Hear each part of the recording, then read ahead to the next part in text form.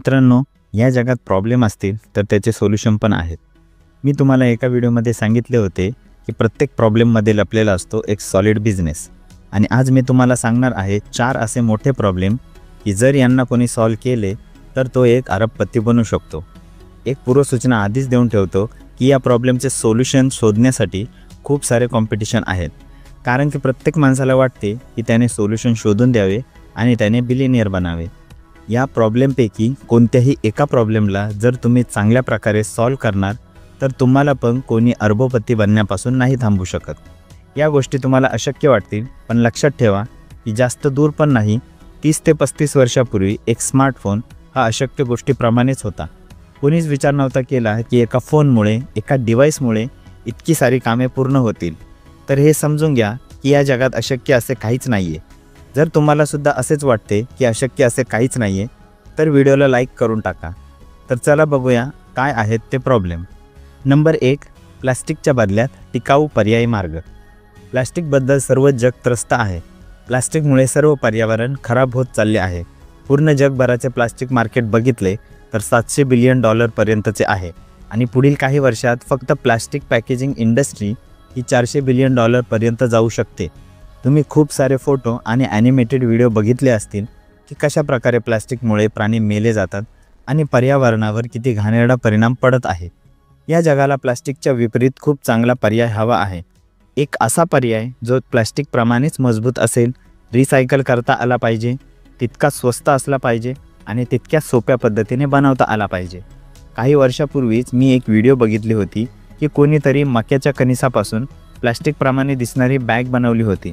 ते हुबेहूब प्लास्टिक बॅगसारखेच दिसत होते, पण ते इतके इको फ्रेंडली होते की त्या बॅग पाण्यामध्ये लगेच भिजून विरघळून जायच्या आणि त्या इतक्या सुरक्षित होत्या की त्यांना पाण्यात विरघळवून पिऊ पण शकत होते। पण ते होते खूप महाग आणि त्याचे उत्पादन पण खूप कमी होते।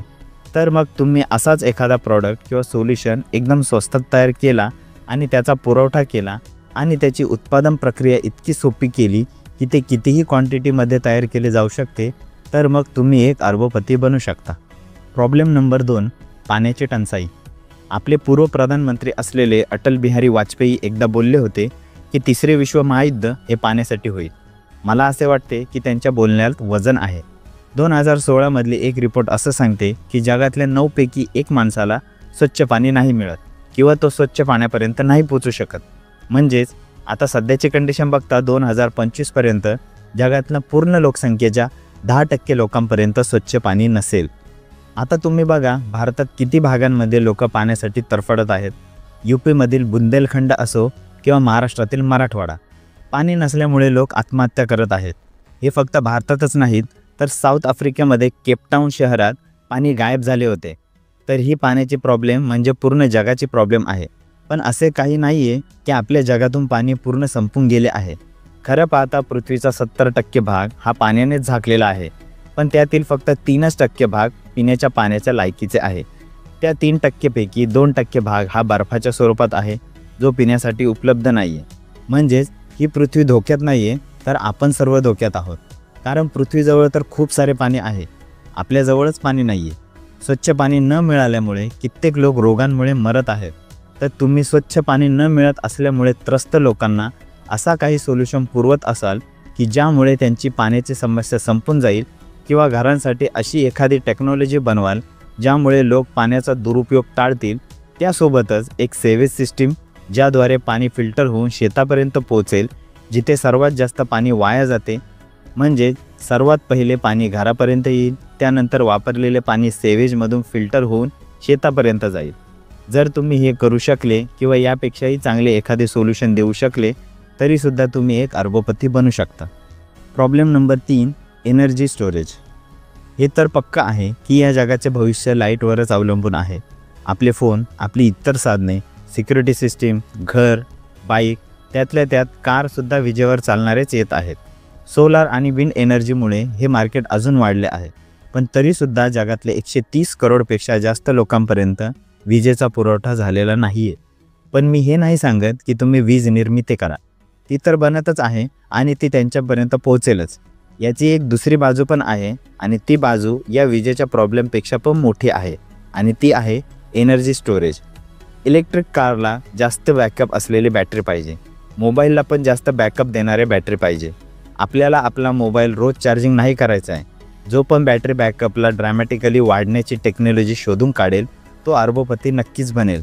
म्हणजे जरा विचार करा की एक असा मोबाईल ज्याला 10 मिनिटे चार्ज करा आणि महिने 2 महिने चालवा. एक अशी कार जिला एकदा चार्ज केले की ती हजारो किलोमीटर चालेल. विचार करा, काहीच अशक्य नाही आहे. ही गोष्ट मी व्हिडिओ सुरू करण्याच्या आधी पण बोलली होती. प्रॉब्लेम नंबर 4, एक अशी वजन कमी करणारी गोळी जिचे कोणतेच साईड इफेक्ट नसतील. एक्सपर्ट बोलतात की पूर्ण जगातील हेल्थ इंडस्ट्री येणाऱ्या काळात $अर्ध्या ट्रिलियन पर्यंत पोहोचणार आहे. हे जग बदलत आहे आणि पहिल्यांदाच सर्वात जास्त लोक भुकेच्या ऐवजी जाडेपणामुळे मरत आहेत आणि बहुतेक लोक ही आळशी आहेत.